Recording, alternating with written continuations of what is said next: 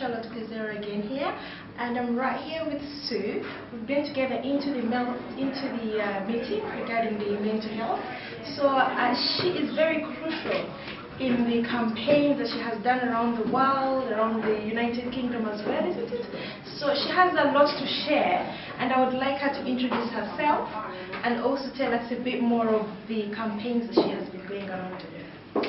So I run Time to Change, which is the campaign in England to break down the stigma that still sadly surrounds mental health.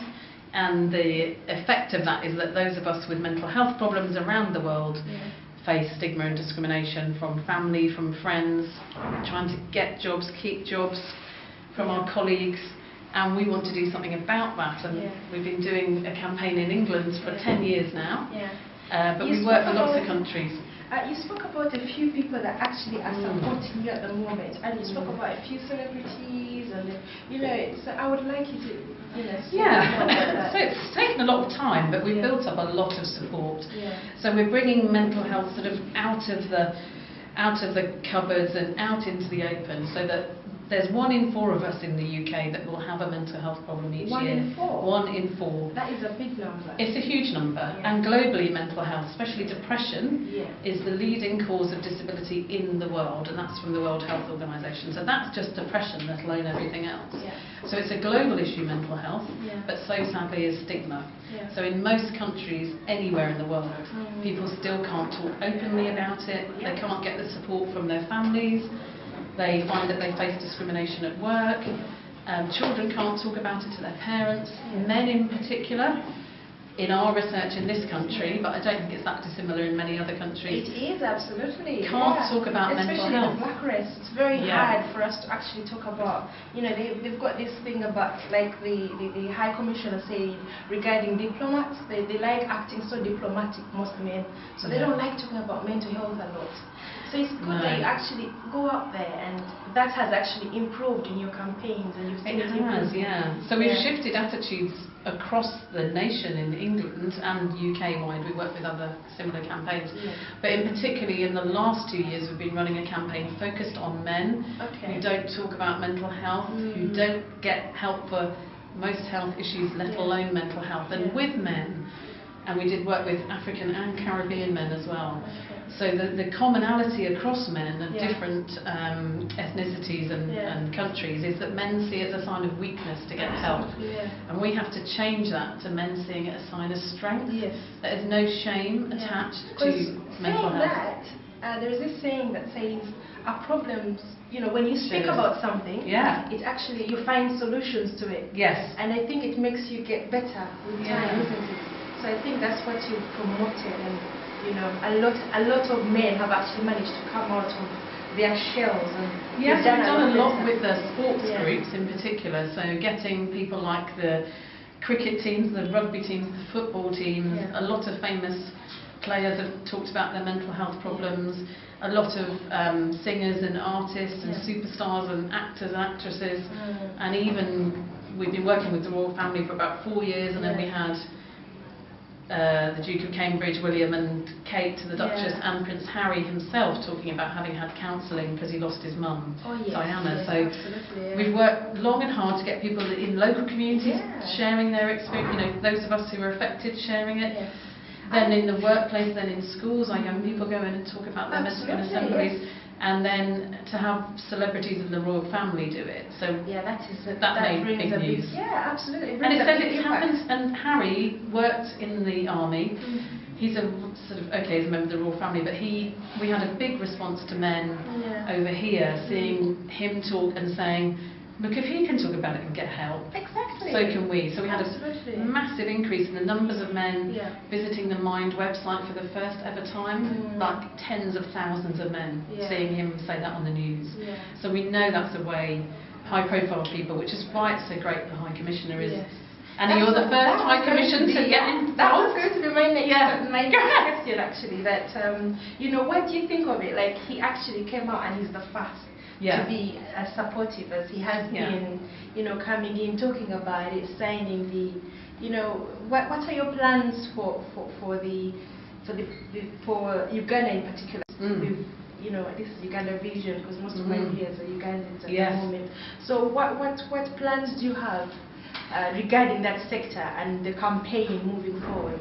Well, the great thing is that the people that were here today, there's already a lot of energy and passion and good networks. Yeah, absolutely. And there's already work happening in Uganda where we can bring in anti-stigma work alongside that. Yeah. The main thing that I'm hoping is if we get funding to spend more time with certain countries, that we get to do that with you. So we'll be able to tell you about that hopefully in the next couple of months. Okay. If we can, then we can spend more time with the amazing people in the room. Yes. But even if not, we can share the learning that we have. We do that with any country in the world, so this and then is adapt it for what you think will work absolutely in Ugandan population.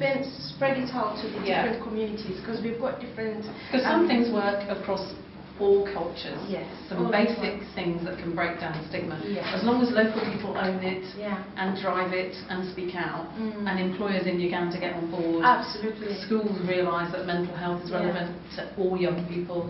I'm actually looking forward to going to Uganda and spreading this, because I really feel it's really needed, especially like the High Commissioner said, it's needed in the police section. You cannot just get people and just lock them up, knowing that they're actually mentally sick and they lock them up. I think that isn't humane. No, leaving the police to deal with people in crisis. Exactly. There's a lot of policy work that's happened over here, because the police end up, if there isn't the appropriate mental health provision, picking up people in crisis, but they're not trained to do that.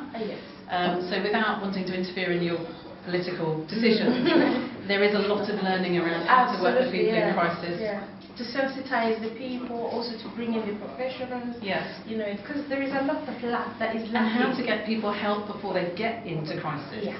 So that's why we need more open conversations. People turning to their families without fear of being excluded, to their friends. Telling people at work if they're struggling. Because the longer you leave it and the more in crisis you get, everybody pays the price for that. Absolutely. And I believe mental health is something that happens in every single home. I don't think there is anyone immune to it. No. So I'm happy it's something that is actually coming out. And it's good that you're bringing it, campaigning for it, because I believe it will change millions and millions of lives. And I believe, when you tackle the mental health part, there are lots of other areas that are actually looked after. When one is well, physically they get well as well, don't they? Yeah, well, you can't actually, even though people think you can, splitting the mind and the body, life doesn't work like that. So if you lose your job, if you're struggling with your income, if your relationship's breaking down, if you're having problems with your children, these are all things that affect your psychological well-being. And if you're physically ill, it will affect you mentally. Whereas if you're mentally looking after yourself, it will affect all the other aspects of your life. So it's something that we all have. We all have mental health, like we all have physical health. And it's how you look after it. It can go up or down with life's challenges. But the main message is that recovery is possible for the vast majority of people who do experience it. So to think you'll never work again, you won't make a good parent, you shouldn't go out with somebody is so wrong. Because the vast majority of those of us that go through it can get better with the right support and the right treatment. So to write people off is so the wrong thing to do. Absolutely. There's millions of us as well. There are millions of us. I hope you've had that really. It's very essential, knowing that you will get well, and of course when you're well you can move on into the society, and everyone is happy. So it's a win-win. It's a win-win situation, right? That's the right way to say it. Thank you so much, Sue. Look forward to working with you. Absolutely. She's been doing it for over 25 years. That is a long marathon. You're giving my age away there. Sorry about that, but you don't look it at all. I knew we could work together. Absolutely. So she's done such great work and reached out to so many people. So how can we get hold of give them the address? So if anybody wants to find us, just write into Google us or any search engine. It's called Time to Change, with the T being TO. And you'll find us. You'll see all of our adverts, all of our work with employers, all of our work with schools. Just put us in a search engine and we'll come up quite high on the searching. So you've had that. It's called Time to Change. Just Google it and you should be able to see Sue. I'm sure her picture will be there as well. So thank you so much. Thank you. Thank you so much, Sue. Thank you. So continue with the campaign. Continue helping us with the mental health, awareness in every way, in every home. Let it start with you, and then pass it on to the next. Thank you very much. Thank you very much, Sue. Thanks. That's such a lovely message at the end. Oh, really? It's all about... Teach me how to be you, Uganda, so I can stand and proudly say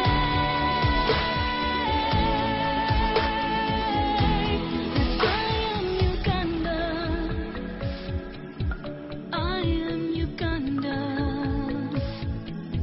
I'm your child.